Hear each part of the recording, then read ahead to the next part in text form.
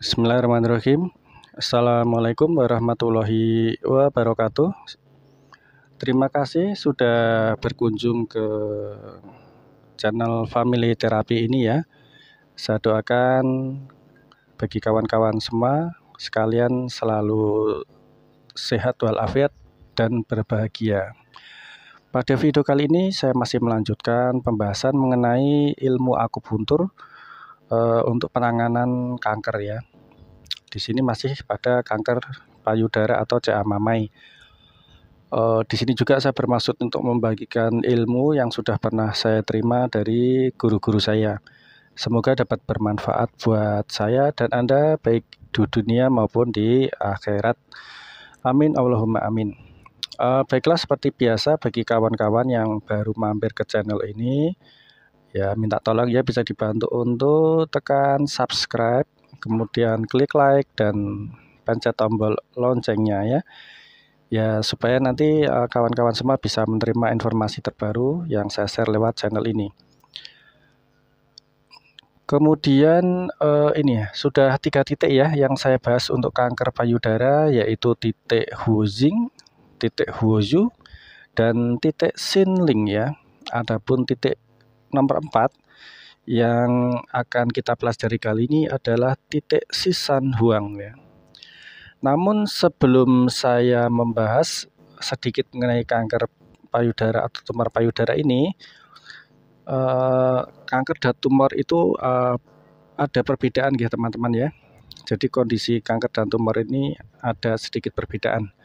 Jadi kalau semua benjolan padat itu disebut tumor ya. Jadi kalau dia padat itu disebut tumor, dan kemudian tumor itu masih dibagi menjadi 2 lagi ya. Yang pertama adalah tumor ganas yang akhirnya nanti akan disebut dengan kanker, dan satunya lagi tumor jinak. Kenapa disebut dengan tumor ganas? Karena dia bisa menyebar ke organ-organ yang lain. Misalnya contohnya adalah kanker payudara yang sudah metastasis dan menyebar sampai ke tulang ya, tulang dada. Nah, dan yang kedua adalah tumor jinak karena dia tidak akan menyebar kemana-mana. Nah, tumor jinak payudara ini atau biasanya disebut FAM, FAM atau fibroadenoma mammae, itu biasanya penyebabnya adalah faktor hormon dan genetik ya, hormon dan genetik. Jadi kemudian juga bisa juga dari faktor payudara yang terlalu sensitif dengan hormon estrogen ya, terlalu sensitif dengan hormon estrogen sehingga membuat dia munculnya benjolan atau tumor. Kemudian biasanya juga terjadi pada wanita yang berusia 14 sampai 35 tahun atau lebih besar kalau sudah mengkonsumsi pil KB di bawah usia 20 tahun. Nah, apakah semua FAM atau fibroadenoma mammae itu harus dioperasi? Jawabannya adalah tidak, sebab FAM itu ada 2 jenis, yaitu FAM yang simple dan FAM yang kompleks. FAM simple itu bisa mengecil dan hilang dengan sendirinya, apalagi kalau sudah enggak mens atau menopause, itu nanti dia bisa mengecil sendiri. Namun kalau FAM yang kompleks ya, dan di mana ukurannya juga lebih besar dan membesar kemudian berisiko menjadi kanker payudara dengan indikasi ukurannya di atas 2 cm serta ada sensasi nyeri, maka mau tidak mau itu harus ya diangkat ya.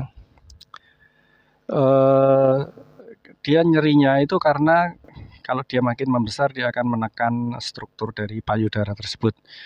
Nah, untuk lebih pasti membedakan antara tumor jinak atau ganas itu tetap harus dilakukan biopsi ya. Diambil sampel jaringan kemudian dilihat di bawah mikroskop ya. Jadi untuk deteksi dini minimal itu dengan meraba, kemudian terutama setelah menstruasi. Nanti akan bisa dibedakan apakah itu termasuk kanker atau FAM ya, fibroadenoma mammae. Kembali ke laptop ya, marilah kita kembali kepada titik yang keempat, yaitu titik Sisan Huang ya.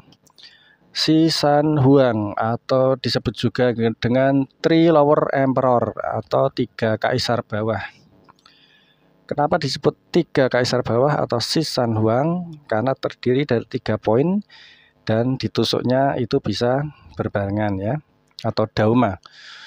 Ada pada titik diagram 77.18, kemudian 77.19 dan 77.21. Nah, jadi 3 Si San Huang itu sama seperti Xinling ya. Xinling itu ada 3, Si San Huang juga ada 3 ya. Ini adalah kumpulan 3 titik terpisah yang sering digunakan bersama-sama. Nah, titik ini akan mengarah kepada jaringan limfa sehingga posisinya akan menangani kasus yang bersifat elemen tanah atau sekitar limpa atau perut. Bisa juga termasuk asam lambung ya. Nah, lokasi dari 3 titik ini 77.18, 77.19 dan 77.21 itu yang pertama disebut dengan Sen Guan atau 77.18. 77.18 ini memiliki efek yang kuat pada ginjal dan tulang dan sekitarnya yang merupakan jaringan yang berhubungan dengan ginjal. Sen Guan ini terletak 1,5 cun distal limpa 9 dan tepat di sepanjang tepi tulang. Kemudian setelah Sen Guang itu ada lokasi kedua adalah Di Huang 7719. Itu berjarak 4 cun proksimal limpa 6. Untuk menemukan titik ini dengan menemukan lokasi Sen Huang dulu, kemudian tentukan lokasi Ren Huang, lalu meraba saluran di tengah-tengahnya. Itu adalah titik Di Huang. Dan titik yang ketiga adalah Ren Huang 7721, terletak 3 cun proksimal puncak tertinggi malleolus medial. Cara manipulasi penusukannya adalah pada kedalaman 0,5 sampai 1 cun ya, 0,5 sampai 1 cun. Indikasi atau tanda-tanda ini berhubungan dengan kalau teman-teman menemukan kasus pada hiperaksiditas pada lambung atau asam lambung ya. Asidnya terlalu hiper, ini cocok ditusuk pada titik ini untuk kasus aslam atau asam lambung. Kemudian muntah-muntah, terus anemia, astigmatisme, penyakit psikologi, nyeri pada tulang hidung, dizziness, histeria, dan epilepsi. Nah, ini sudah 4 titik yang sudah saya sampaikan, gambarnya ada pada sebelah ya, pada struktur itu. Nanti untuk lebih tepatnya kita akan pakai contoh patung atau orang langsung ya. Teorinya saya sampaikan dulu supaya lebih memudahkan. Menghafalnya pelan-pelan, sebenarnya tidak perlu dihafal tapi dimengerti saja ya. Sudah ada 2 titik tunggal yaitu titik Huozu, terus kemudian yang dulu kita sampaikan Xinling, terus titik Huojing, dan sekarang adalah titik Si San Huang. Si San Huang dan Xinling merupakan gabungan dari 3 titik ya, dan mempunyai efek yang berbeda-beda. Nah, di dalam penanganan kasus kanker payudara ini ternyata juga akan mengobati pada kasus-kasus lain yang ada di badan pasien ya.